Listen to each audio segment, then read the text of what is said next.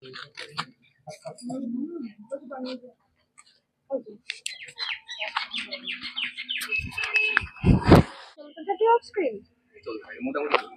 আমাদের আমাদের ধরো আউটডোর প্রচুর হচ্ছে এখন, বিকজ আউটডোর হচ্ছে মানে যেহেতু প্রজেক্টটার কলেজ একটা পার্ট রয়েছে, তারপর গঙ্গার ধারে ঘুরতে যাওয়া বিভিন্ন পার্ক বা এগুলো রয়েছে, তো সেই জন্য আউটডোরের জন্য আমাদেরকে বিভিন্ন জায়গায় যেতে হচ্ছে। তো স্টুডিওর থেকে বাইরে কাজটা আমরা বেশি করছি। বাইরে বাইরে থাকলে ধরো দুজনে ম্যাক্সিমাম সিন করছি, আর কোথাও থাকে না। থ্রু আউট গল্পটাতে একটু বাইরে বাইরে আছে, অতটা উপন্যাস করেছি। ম্যাডাম তুমি কি খেয়ে নাও, নাহলে তো বাইকটা করতে পারবো না।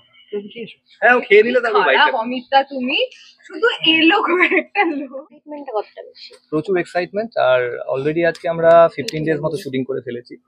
তো একদমই নতুন, মানে কি নতুন লুক। কেন আমার গলা শোনা যায় না? দাঁড়া বাদে না কেয়ারিং, কাকুলি কেয়ারিং, এই এটা বুঝলেন তো? কোথায় কিভাবে আমি জানি, ধরে রাখো। সে বিনোতাকেই দরকার পড়লো। দর্শকরা এর মধ্যে গল্পটা বুঝে গেছে অলরেডি।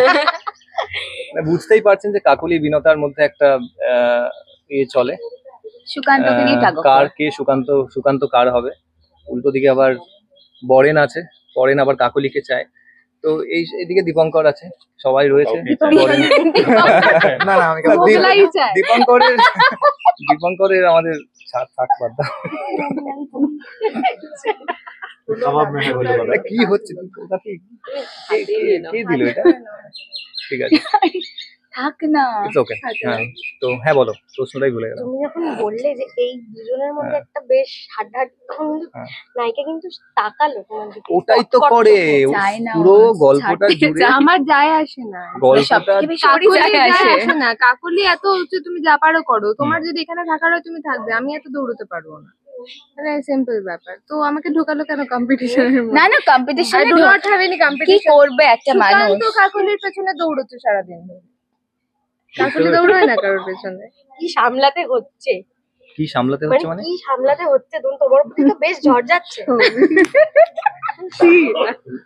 দেখুন, ব্যাপারটা হচ্ছে যে আমাদের গল্পটা যে অচিন্ত কুমার সেনগুপ্তের প্রথম কদমফুল অলরেডি একটা প্রচন্ড জনপ্রিয় একটা গল্প, তার ওনার লেখা। তারপর এটা নিয়ে সিনেমাও হয়েছে পরবর্তীতে, সৌমিত্র স্যার এবং তনুজা ম্যাম অভিনয় করেছেন। তো এর জন্য না গল্পের মধ্যে, গল্পটা আমরা অলরেডি জানি যে কোথায় শুরু হচ্ছে কোথায় শেষ হচ্ছে, এবং আমাদের যারা দর্শকরা রয়েছে তারাও জানে। কিন্তু এটা আমাদের কাছে একটা বড় চ্যালেঞ্জ যে যেহেতু একটা এক্সপেকটেশন লেভেল অলরেডি তৈরি হয়ে আছে দর্শকদের মধ্যে, যেহেতু এই সিনেমাটা এবং গল্পটা অত্যন্ত জনপ্রিয় একটা গল্প, তো তাই কোথাও গিয়ে একটা প্রেশার তো ফিল হচ্ছে।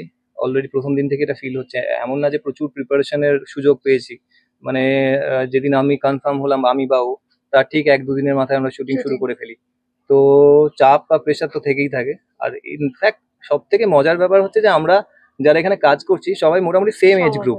মানে কেউ 1 বছর ছোট, কেউ 1 বছর বড়। তো কলেজ সিকোয়েন্স গুলো যে শুট করছি খুব ইজিলি হয়ে যাচ্ছে, মানে মনে হচ্ছে হ্যাঁ আমরা আমাদের বন্ধুর মধ্যে একটা ফ্রেন্ড জোনের মধ্যেই আছি। 70s এর একটা ব্যাকড্রপ রয়েছে, 70 দশকের একটা প্রেক্ষাপটে তৈরি পুরো গল্পটা। সেটা আমাদের আউটফিট দেখলেই তোমরা বুঝতে পারবে। মানে আমার প্যান্টের মধ্যে হয়তো আমি আরেকবার এখানে একমাত্র এখানে ভালো আউটফিট একমাত্র আমাদের বরেন আছে, কাকুলি আছে। এরা দুজন হচ্ছে সফিস্টিকেটেড হাই সোসাইটি, আর আমরা বাকিরা ছাপোষা মধ্যবিত্ত। এই হচ্ছে গল্প, মজা করছি, চলছে শুটিং। সাথে সাথে আউটডোরও চলছে, প্রচুর আউটডোর। মানে ধরো গঙ্গার পাড় বা নর্থ ক্যালকাটা, এগুলো তো আমাদের প্রোমোতে অলরেডি আপনারা দেখিয়েছেন যে এইভাবে। তুমি যেটা বলছিলে যে কলেজ ডে গুলো আবার ফিরে এলো, কতটা এনজয় করছো? ভীষণ এনজয় করছি। মানে কলেজ সবার কাছে একটা নস্টালজিয়া, সেটা আবার ফেরত পাওয়া, মানে এটা বলছি, এটা শুধু ওই অ্যাক্টর অ্যাক্ট্রেসদের লাইফটা যদি লিড করা যায় তাহলেই বোধহয় সম্ভব। মানে যেটা ছেড়ে এসেছি, মানে টাইমটা, সেই হিস্ট্রিটা আবার রিপিট করা, এটা বোধহয় আমাদের প্রফেশনেই আর কোথাও এটা সম্ভব নয়। So we are very lucky, very honoured যে আকাশ আট আমাদের এত সুন্দর একটা সুযোগ দিয়েছে, তাও আবার এত সুন্দর একটা মানে গল্পের প্রেক্ষাপটে। তো আমরা খুব এনজয় করছি, খুব খুব খুব। মানে গল্পের সূত্রে হয়তো একটু দুষ্টু মিষ্টি পার্ট কাউকে করতে হচ্ছে, কিন্তু at the end of the day আমরা সবাই খুব ভালো বন্ধু, খুব এনজয় করে কাজটা করছি। সাথে সাথে মাঝখানে দাঁড়িয়ে আছে দুজনেই কিন্তু অভিযোগ করলো, আবার ভালো কথাও বললো। আমার নামে কি অভিযোগ করলো? এই যে মারামারিটা চললো, আমরা তো প্রথমেই দেখতে পেলাম যে তুমি তাকালে কটমট করে, এরকম তাকাও শুটিং এর মাঝে, সিনেও তাকাই, সিনের বাইরেও তাকাই। কেমন এনজয় হচ্ছে। ওর তাকানোর উপর আমাদের অনেক কিছু ডিপেন্ড করে, মানে ওকে আমরা লিডার বানিয়েছি, অঘোষিত লিডার আমাদের। না না, ও না না, এই ওটা বলে সৌভিক হচ্ছে, সবাই এখানে হ্যাঁ বলবে, কি রে বল, ওই তো আমাদের পালের গোদা।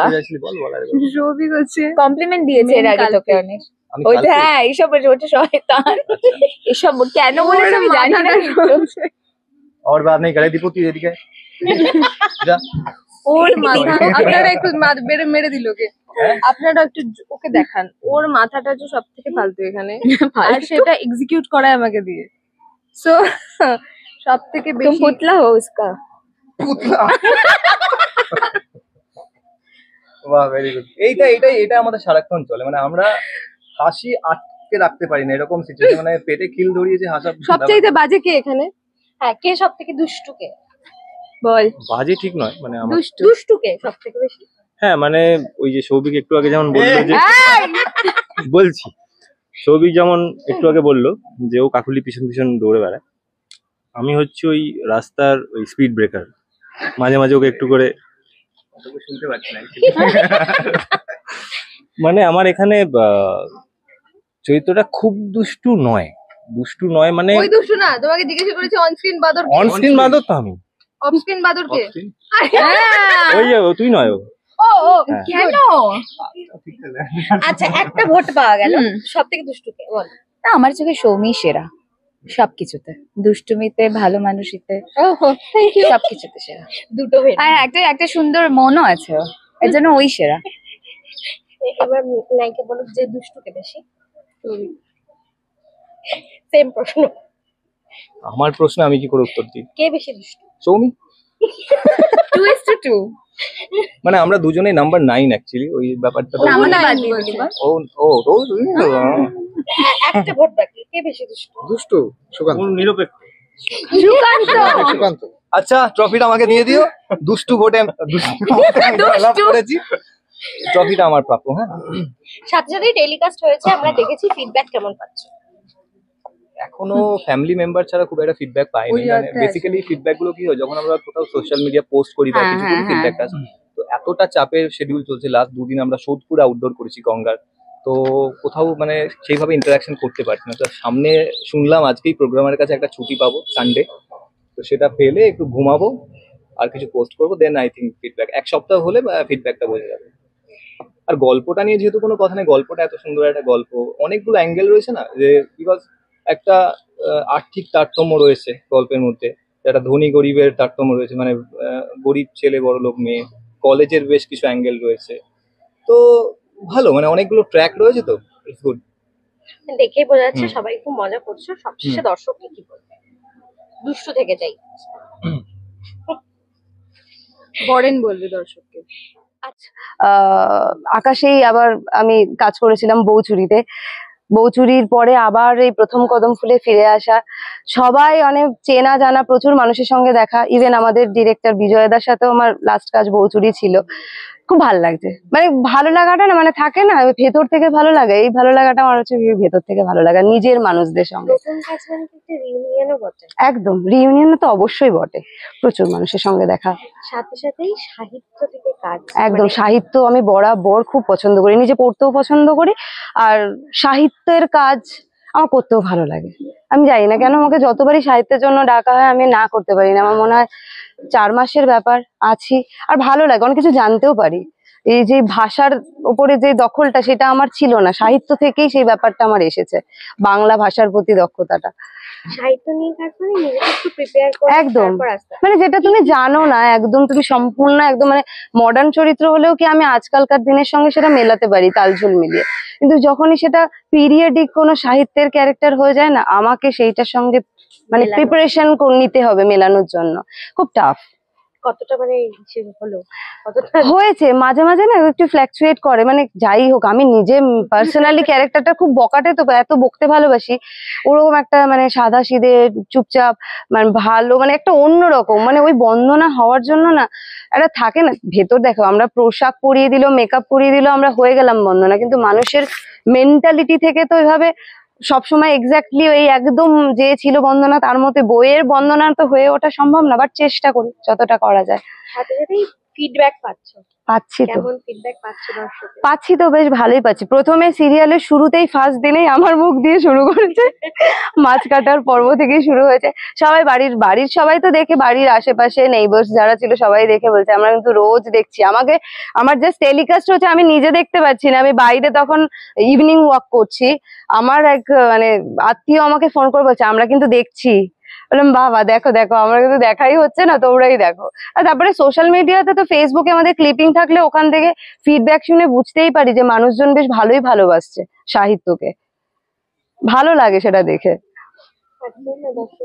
সামনেই বসন্ত উৎসব, কিছু প্ল্যানিং রয়েছে?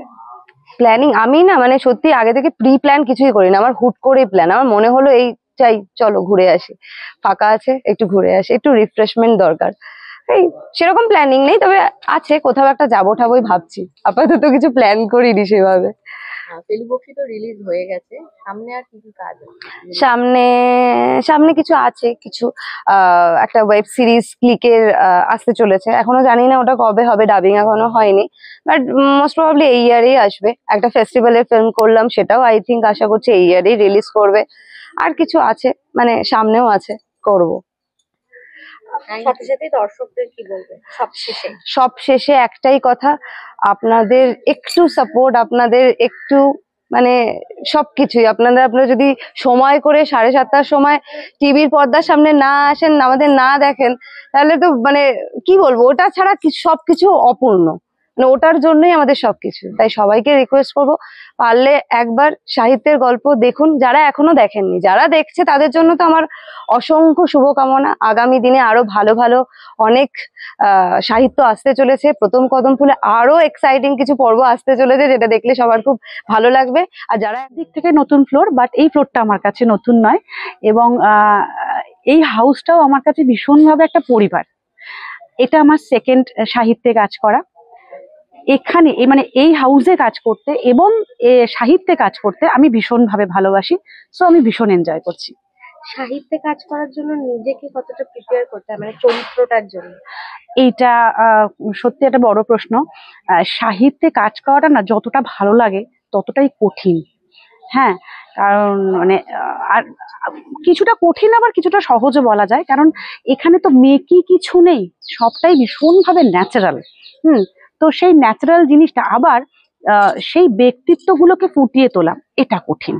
তো ডেফিনেটলি ভীষণভাবে কনসেন্ট্রেট করতে হয়। আর ভাষা, একটা সব থেকে বড় কথা হচ্ছে ভাষার দক্ষতাটা, যেটা আমরা মানে চলতি ভাষায় কথা বলি, সেই ভাষাটা তো নয়, ভীষণভাবে ভাষাটা আর ভাষাটাকে যে সাজানো, একটা সুন্দর সাজিয়ে তখন কথা বলা হতো, সেইটাকে রপ্ত করতে হয়। তো ডেফিনেটলি ভীষণভাবে কনসেন্ট্রেট করতে হয় এবং নিজেকে তৈরি করতে হয়।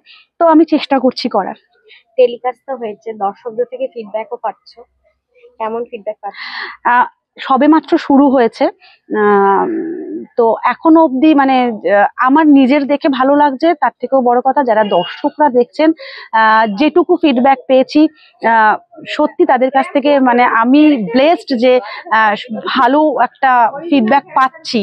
আর এরকম একটা চরিত্র এবং এই চরিত্রটার মধ্যে এমন শেড রয়েছে, যদিও সেটা এখনো বোঝা যাচ্ছে না কি শেড রয়েছে, কতটা রয়েছে, কিন্তু যেটুকু ফিডব্যাক পাচ্ছি খুব ভালো ফিডব্যাক পাচ্ছি। তোমার চরিত্রটা নিয়ে ছোট্ট করে, বেশি তো ডিসক্লোজ করা যাবে না, হ্যাঁ ছোট্ট করে যদি কিছু বলো।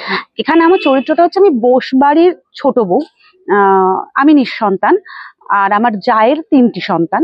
তো এই চরিত্রটার মধ্যে কখনো দেখলে মনে হবে যে আমি ভীষণ বদমাইশ ঝগড়াটি, আবার কখনো দেখলে মনে হবে যে আমার মধ্যে প্রচন্ড একটা মায়া আছে, ভালো মানুষ। হ্যাঁ, সত্যি এই চরিত্রটার মধ্যে সেই শেডটা আছে, সেই যায় সেই কনভারসেশন গুলো আছে, যেগুলোতে ভীষণভাবে কখনো একে অপরকে মানে ঠেস মারছি, ঝগড়া করছি, পারলে একে অপরকে মেরেই দেবো, এরকম একটা ব্যাপার স্যাপার তৈরি হচ্ছে। আবার পর মুহূর্তে এমন একটা চেঞ্জ হয়ে যাচ্ছে, মনে হচ্ছে যে না, ওটা পুরোটাই ওপর একে অপরকে সত্যি আমরা ভালোবাসি এবং বড় বড় যাকে রেসপেক্ট করি, এটা আর আছে। এবং কোথাও কোথাও যেহেতু আমি নিঃসন্তান, সেই যে একটা কষ্ট না পাওয়া, মাতৃত্বের খিদে, সেটা জায়ের সন্তানদের ওপরে বেরোয় আর কি। সেই শেডগুলো রয়েছে।